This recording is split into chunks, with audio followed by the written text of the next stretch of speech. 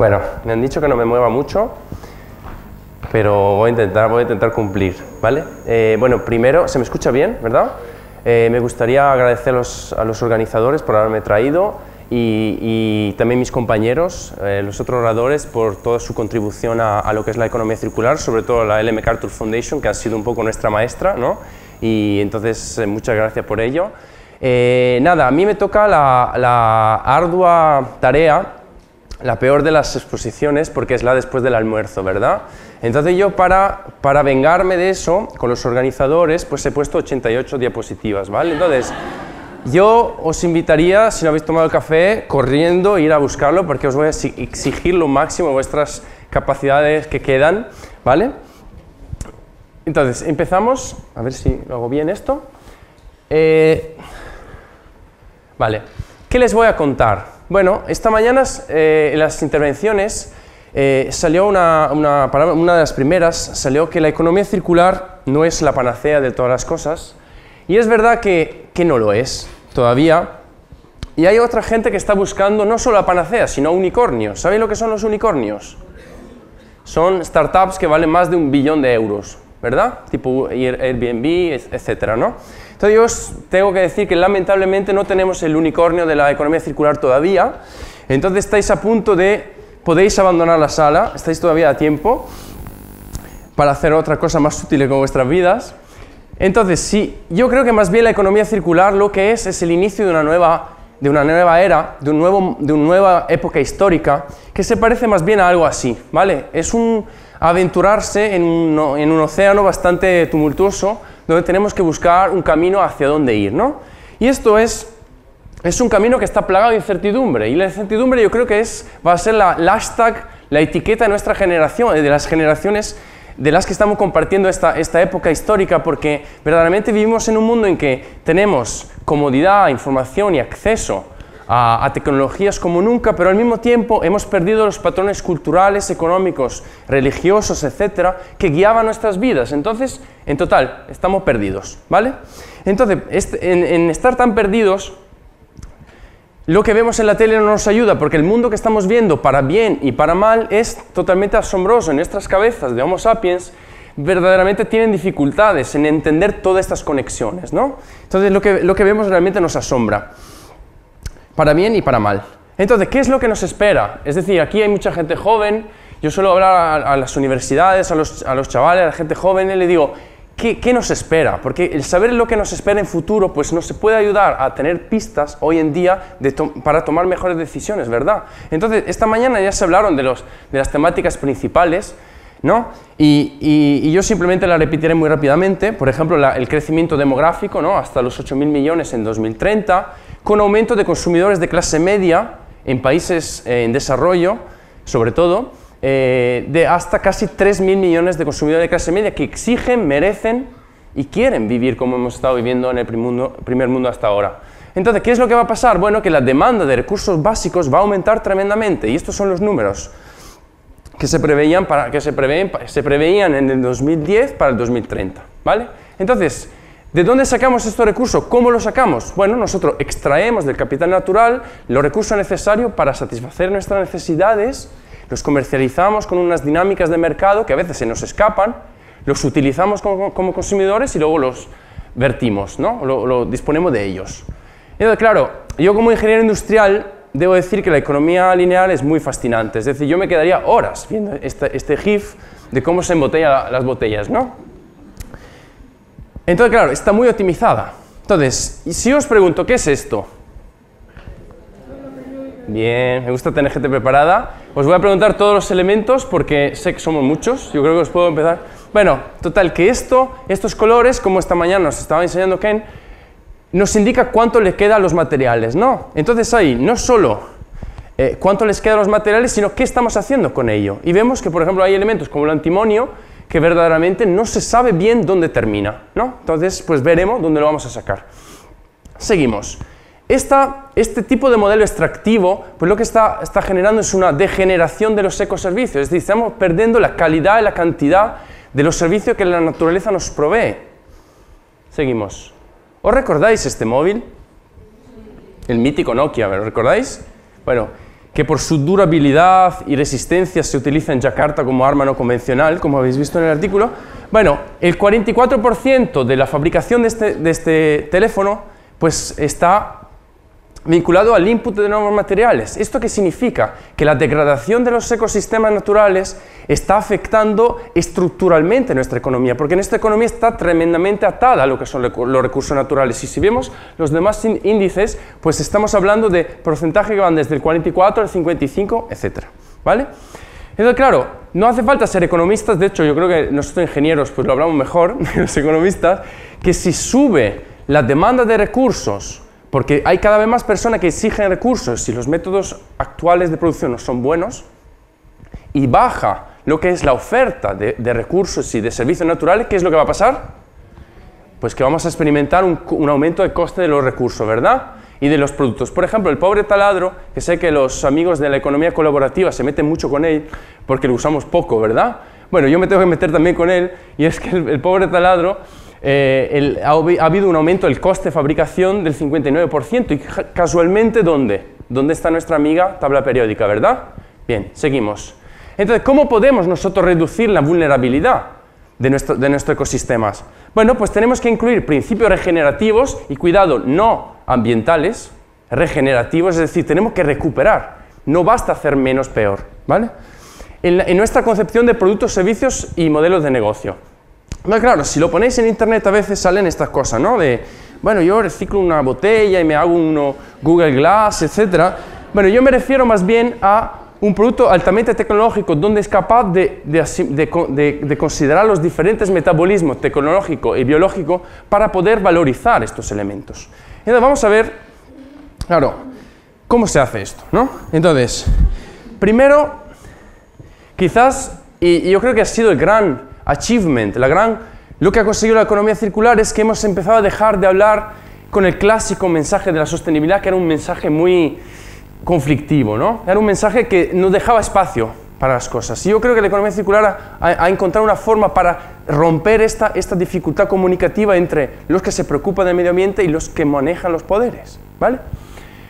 También porque necesitamos encontrar nueva forma de hablar. Entonces, claro, yo veo sé que os gusta esta diapositiva. Entonces, yo veo el fútbol o veo la música y veo cuánto la gente se puede inspirar con este tipo de actividades, ¿no? Entonces, claro, llega un punto que ¿por qué no podemos copiar de lo que pasa con ellos?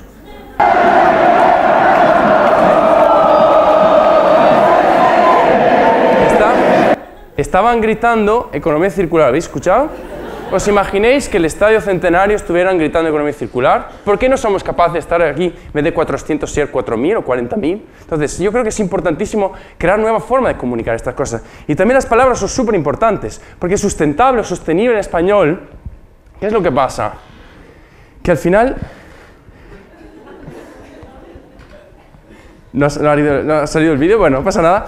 Bueno, si os pregunto cómo va con vuestras parejas, he buscado una palabra para uruguaya para eso y no me han dicho nada, no he sido capaz. Estaba buscando pololo, otras cosas, pero no, eso eran en otros países. Entonces, si os pregunto cómo va con vuestra novia, o vuestro novio, o vuestro esposo, y me decís sostenible o sustentable, es un poco triste, ¿verdad? Entonces, claro, yo he estado empezando a cambiar las palabras y le voy a llamar desarrollo aguantable, porque verdaderamente es lo que... Entonces, ¿cómo podemos inspirar a las personas con este tipo de cosas, no? Quizás tengamos que encontrar nueva forma. Y aquí también os lanzo un dardo envenenado, que es, ¿por qué estamos haciendo esto? Es decir, ¿por qué estamos hablando de economía circular? Si el objetivo último de la economía circular no es crear un mundo mejor en términos de bienestar de las personas y felicidad, ¿para qué estamos haciendo las cosas? Entonces nos podemos ir a casa todos directamente a comer un asado, ¿verdad? Es decir, que tenemos que este concepto de prosperidad va más allá del crecimiento económico. Entonces, desde mi perspectiva, la economía circular es la oportunidad perfecta para tratar de rediseñar el mundo de verdad como tiene que ser, ¿vale? Entonces, la naturaleza, como maestra, en vez que vaca lechera, y vosotros de vaca lechera sabéis mucho, ¿verdad? ¿No? De ganado sabéis mucho, ¿no? Entonces, bueno, empezar a entender la naturaleza en vez que como extracción, como aprendizaje, ¿vale? Entonces, ¿cuál es el mayor aprendizaje que hacemos con la naturaleza? Que podemos hacer desde la naturaleza, la cuestión de tener unos ciclos cerrados, ¿vale? Entonces, aquí viene una ecuación que se ha popularizado muchísimo gracias a la Ellen MacArthur Foundation y todos los que han contribuido teóricamente a la teoría relacionada con esto, como William McDonough y Michael Braungart, ¿no? Esta ecuación es muy bonita. Y de hecho la popularización de la economía circular está siendo muy interesante porque todo el mundo está hablando de esto. Pero claro, yo como soy un molestador, ¿no? Un provocador, tengo que ponerle un asterisco porque eso está muy bien. Pero la mayor dificultad que tiene la economía circular es crear el contexto para que esta ecuación sea verdadera. Porque si yo tengo una plantación bananera en Honduras y cuando tallo el tallo de la banana me quedo ahí un montón de biomasa, ¿qué hago con ella? ¿Es un residuo o es un nutriente? Claro, si estoy en un entorno donde esa biomasa me estorba, es muy probable que siga siendo un residuo. Entonces yo creo que lo interesante de la economía circular es que la exploración de nuevos mecanismos que sean capaces de dar valor a esa plantación bananera a través de la biomasa. ¿Vale? Entonces aquí volvemos a lo que hemos visto también esta mañana de los dos metabolismos. No voy a quedar mucho en esto. Creo que es el momento ya de llegar a la parte más de cómo bajar esto a nuestro día a día. Yo creo que ¿cómo la llevamos a la práctica?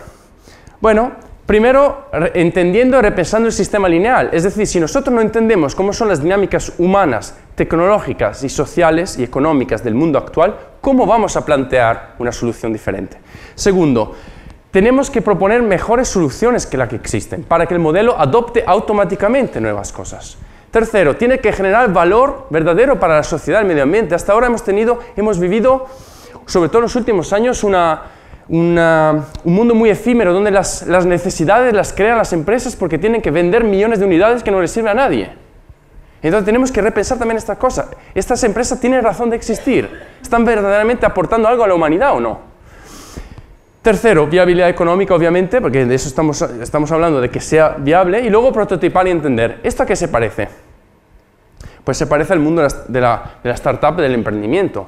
Entonces, el reto que tienen las grandes empresas como los emprendedores es muy parecido, porque están moviéndose en un territorio súper incierto, ¿vale? Entonces, tiene que aplicar las mismas técnicas, ¿vale? Seguimos. Entonces, a mí me ha tocado hoy abrir la parte de modelos de negocio circulares. Entonces, vamos a ver cuáles son las estrategias algunas de las estrategias con ejemplos que podemos tratar de aplicar, ¿vale? ¿Estáis bien? Os veo angustiados, ¿estáis bien? Vale, es la digestión que empieza, ¿no? Vale. Bueno, primero es diseñar para que la circularización sea más fácil, ¿no? Para que los dos metabolismos pues tengan un sentido.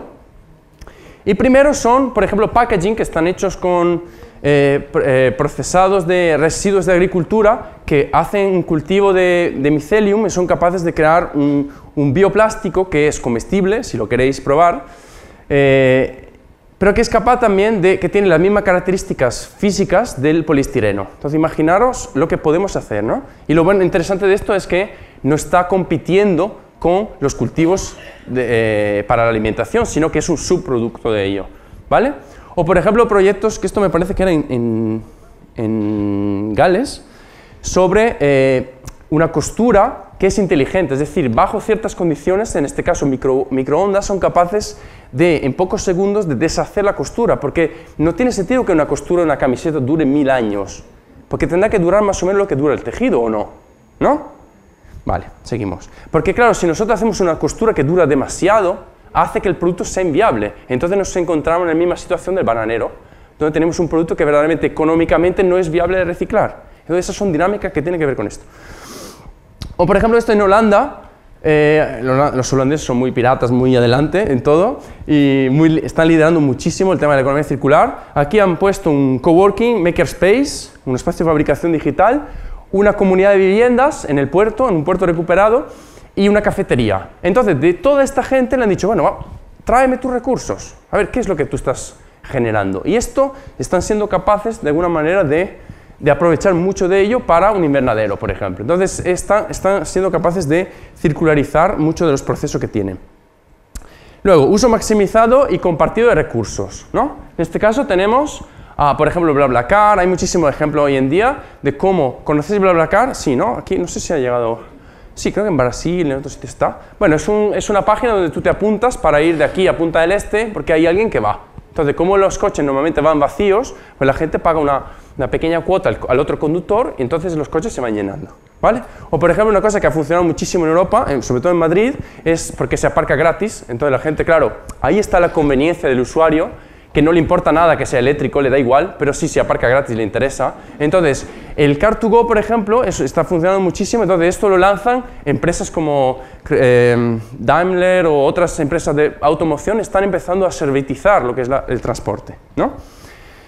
Seguimos. Esto es, por ejemplo, otra, que las herramientas que utilizamos las compartimos con otros vecinos, ¿no? Esto es una librería que en vez de tener libros, tiene herramientas, ¿no?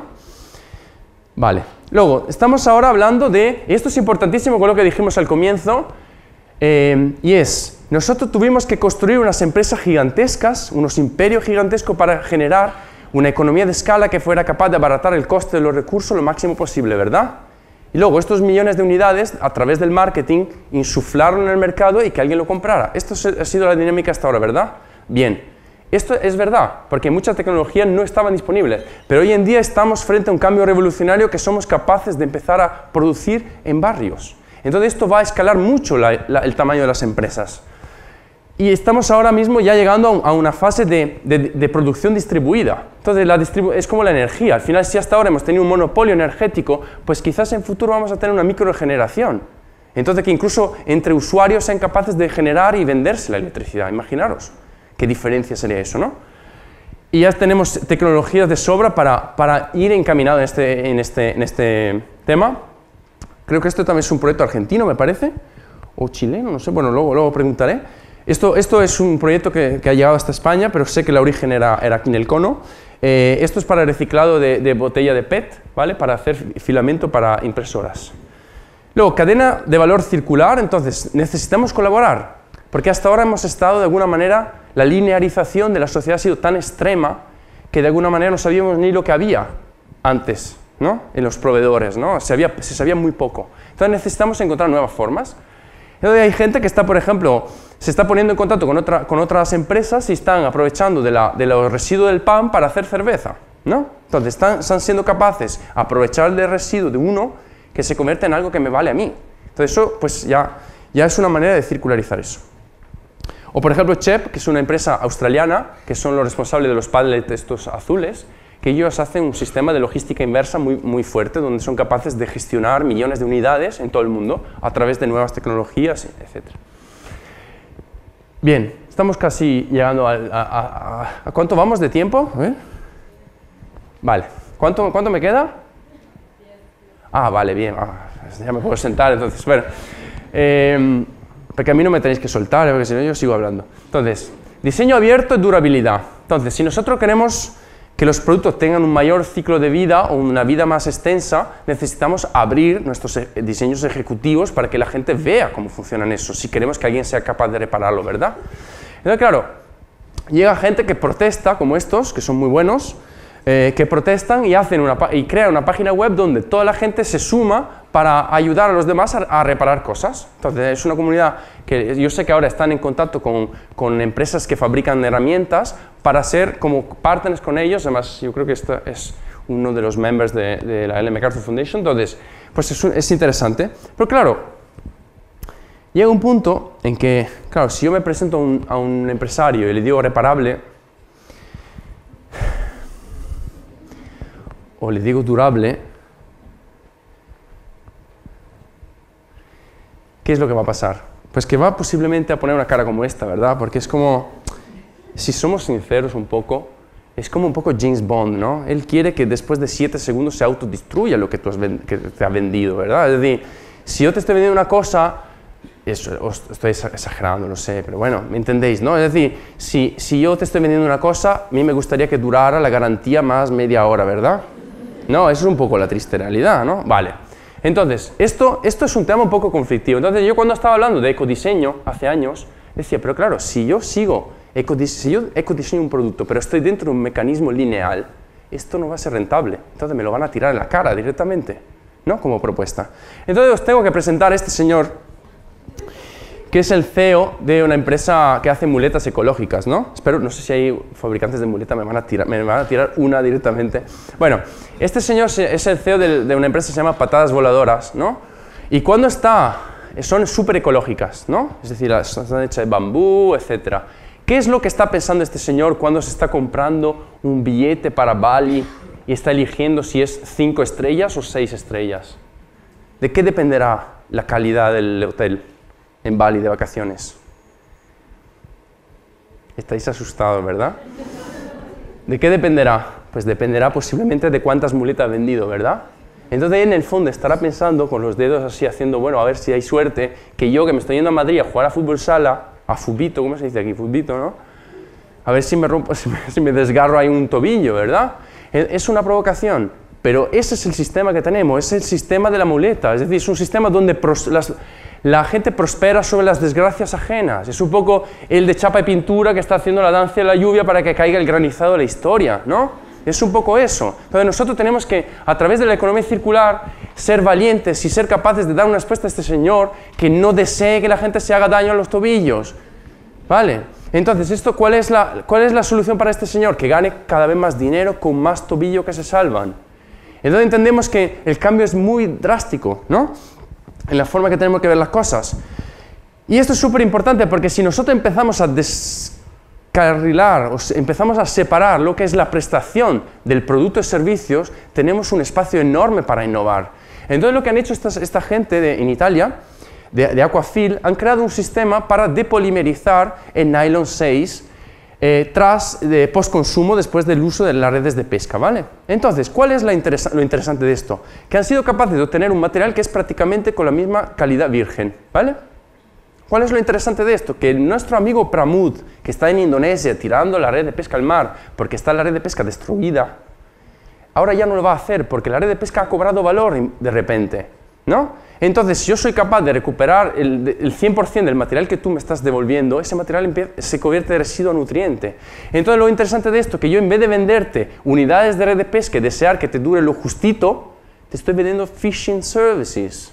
Lo digo en inglés que queda mejor, ¿no?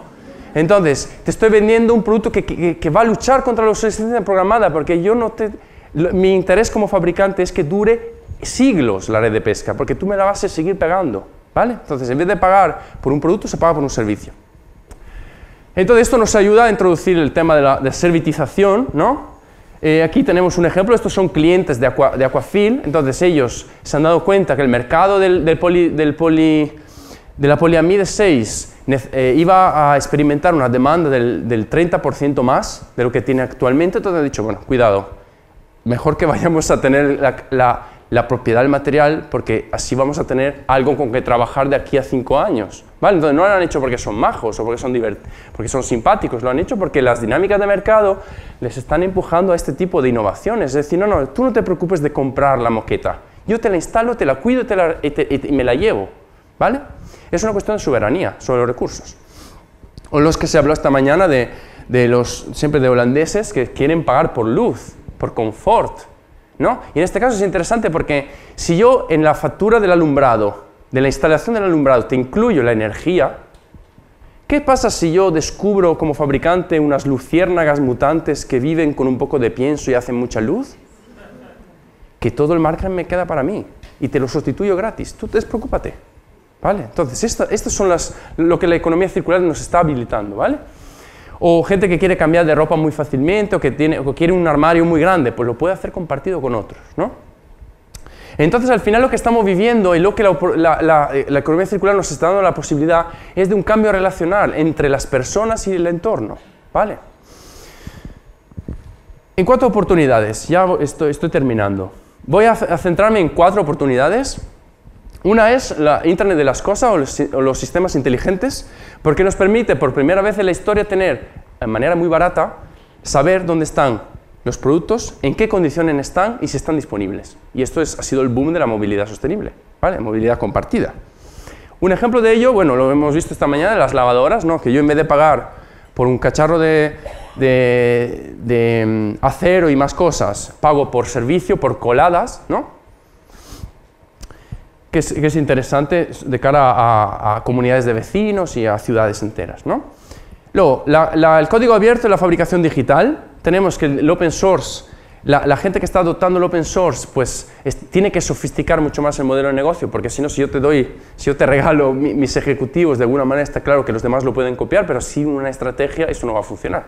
Entonces hay gente que lo está haciendo francamente bien, aparte los de Tesla que se vio esta mañana, que lo hicieron para abrir el mercado. Si yo te explico cómo se hace el coche eléctrico, te explico un poquito cómo se hace el coche eléctrico, tú haces un coche eléctrico un poco malito, ¿sabes? Pero me estás ayudando a fomentar el mercado, que exista más usuario y más demanda. Estos son los de Open Source Vehicle, ¿vale? Que están haciendo un sistema tipo marca blanca de vehículo, ¿no? Donde tú te puedes cambiar los módulos, etc. La bioeconomía, bueno, vosotros sois reyes y ahora viene María José con esto. Yo simplemente traeros un caso interesante de unas chicas en Sicilia que han visto cuánto derroche había de cáscaras de naranja tras la utilización de zumos de naranja, ¿no? De la fabricación de la producción de zumos, y están siendo capaces de sintetizar uno de los componentes químicos que está dentro de las cáscaras y obtener viscosa, ¿vale? Entonces, bueno, le está yendo muy bien. Y el último ejemplo es relacionado con el blockchain, no sé si lo conocéis, la cadena de bloques. Es un nuevo sistema, digamos, que es capaz de medir dónde están todas las transacciones en el mundo en diferentes servidores, entonces es incorruptible, digamos, y la palabra incorruptible yo sé que gusta mucho a la gente, porque yo vengo de España o de Italia, estamos fatal, entonces, bueno, la palabra incorruptibilidad está muy interesante. Y estos chicos en Barcelona han hecho un sistema de recarga para vehículos eléctricos donde tú sacas tu cacharro fuera en tu jardín y a través de una aplicación, el blockchain, eres capaz de hacer micropagos y hacer tu carga de tu vehículo eléctrico en una casa de un particular, una especie de Airbnb de la carga, ¿vale? Entonces eso es súper interesante porque de repente esto, de tener 4 electrolineras en España, pues tienen 20.000, ¿no? Entonces imaginaos el boom que le puede dar al coche eléctrico. Entonces os pregunto, ¿salimos a la mar o qué? ¿Nos embarcamos? ¿No? Algunos han dicho sí, bien, luego, bien. Son del equipo, no sabía. Entonces os dejo con esta frase que me gusta mucho, que es que si no tenemos el valor de dejar lo que conocemos durante un tiempito, la costa desde la cual salimos, nunca vamos a encontrar nuevos territorios. Y quería decir una última cosa, y es que los que vienen después, y los que han venido esta mañana y los de mañana también, son algunos de estos, que han sido valientes para abandonar el puerto y llevan mucho tiempo navegando, así que bueno, vais a ver más ejemplos de gente que está descubriendo nuevas tierras. Muchas gracias.